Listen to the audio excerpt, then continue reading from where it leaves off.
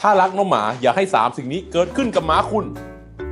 ปล่อยให้น้องหมาคันและเกาไปเรื่อยๆโดยไม่ทำอะไรดูเหมือนอาการทั่วไปที่น้องหมาทำแต่จริงๆแล้วน้องหมาอาจมีเชื้อราแพ้อาหารแพ้ชมพูถ้าปล่อยทิ้งไว้จะทำให้ผิวหนังของน้องหมาอักเสบและเป็นแผลหนักขึ้น 2. ปล่อยให้มีคราบน้ำตาอาจทำให้ดวงตาเป็นแหล่งสะสมของเชื้อยีสต์ได้ถ้าปล่อยไว้นานตาอาจอักเสบและสาเหตุหลักอาจจะเป็นการแพ้อาหารตัวปัจจุบันที่กินอยู่อาจจะมีโปรตีนที่ไม่ดีลองเปลี่ยนและเลือกอาหารที่มีคุณภาพโปรตีนที่ดีขึ้นให้กับน้องดูนะครับ 3. ปล่อยให้ซึมและเบื่ออาหารแนะนำให้คำนวณปริมาณอาหารให้พอดีในแต่ละวันเรื่องนี้ปรึกษาพวกเราได้แต่ถ้าน้องเริ่มไม่กินเพราะซึมแบบไม่มีแรงรีบพาน้องไปหาหมอจะดีที่